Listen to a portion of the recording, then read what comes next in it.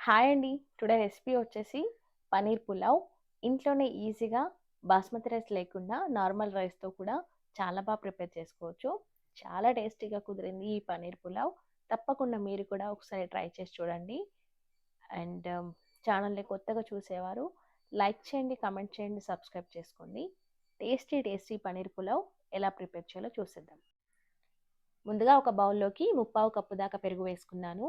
ఒక కప్పు కూడా తీసుకోవచ్చు. అల్లం వెల్లుల్లి పేస్ట్ వేసుకోవాలి కొద్దిగా. ఉప్పు, పసుపు, కారం పొడి, ధనియా పౌడర్, గరం మసాలా వేసుకొని మంచిగా కలుపుకొని ఇందులో కట్ చేసి పెట్టుకున్న పనీర్ ముక్కల్ని వేసుకోవాలి. నేను 200 గ్రాముల వరకు తీసుకున్నాను పనీర్ని. 20 నిమిషాల పాటు పక్కన పెట్టుకోవాలి మంచిగా మ్యారినేట్ చేసుకొని. నెక్స్ట్ వేరే ప్యాన్ పెట్టుకొని అందులోకి అరకప్పు కంటే కొద్దిగా ఎక్కువ ఆయిల్ వేసుకోవాలి. బిర్యానీ మసాలాలన్నీ కూడా వేసుకోవాలి. ఇలైచీ, లవంగాలు, షాజీరా, చెక్క, జాపత్రి, స్టార్ అనాస్, లవంగాలు అన్నీ కూడా వేసుకోవాలి. కట్ చేసుకున్న ఒక పెద్ద ఆనియన్, పచ్చిమిర్చి వేసుకోవాలి. ఆనియన్స్ అన్నీ కూడా బ్రౌన్ కలర్ వచ్చే వరకు మంచిగా ఫ్రై చేసుకొని ఇందులోకి అల్లం వెల్లుల్లి పేస్ట్ వేసుకోవాలి.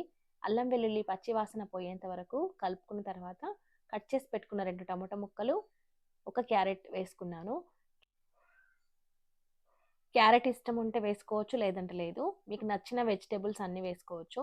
తర్వాత రుచికి సరిపడే ఉప్పు, కారం పొడి, పసుపు వేసుకోవాలి. ఆల్రెడీ మనం మ్యారినేట్ చేసుకున్న పనీర్లో ఉప్పు వేసుకున్నాం కాబట్టి కొద్దిగా చూసి వేసుకోవాలి. ఇలా ఒక 2 నిమిషాలు టమాటా మగ్గిన తర్వాత పనీర్ని ఇందులో వేసుకోవాలి. మంచిగా కలిపేసుకొని ఒక 5-6 నిమిషాల పాటు మంచిగా కుక్ చేసుకోవాలి. ఒక 5-6 నిమిషాల తర్వాత ఇలా మంచిగా ఆయిల్ పైకి పేరుతుంది. ఆ టైంలో హాఫ్ అన్ అవర్ ముందే రైస్ని నానబెట్టుకొని పెట్టుకున్నాను. ఒక గ్లాస్ రైస్ ఇది. మీరు బాస్మతి రైస్ కూడా తీసుకోవచ్చు. ఈ రైస్ వేసుకొని మంచిగా కలుపుకొని కొద్దిగా కొత్తిమీర వేసుకొని ఒక గ్లాస్ రైస్కి 1.5 గ్లాస్ వాటర్ వేసుకుంటున్నాను. మీరు రైస్ని బట్టి వాటర్ చూసుకొని వేసుకోవాలి. పాత బియ్యం అయితే 2 గ్లాస్ వరకు కూడా వాటర్ పడతాయి. ఇలా పైనుంచి మూతను పెట్టుకొని 15-20 నిమిషాల పాటు కుక్ చేసుకోవాలి. ఒక 15 నిమిషాల తర్వాత మధ్య మధ్యలో ఇలా కలుపుకుంటూ ఉండాలి. చూసుకోవాలి అడుగంటకుండా.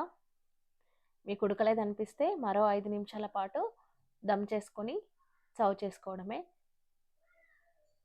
చూడండి, టేస్టీగా పనీర్ పులావ్ రెడీ అయిపోయింది. రైస్ కూడా పర్ఫెక్ట్గా కుక్ అయిపోయింది.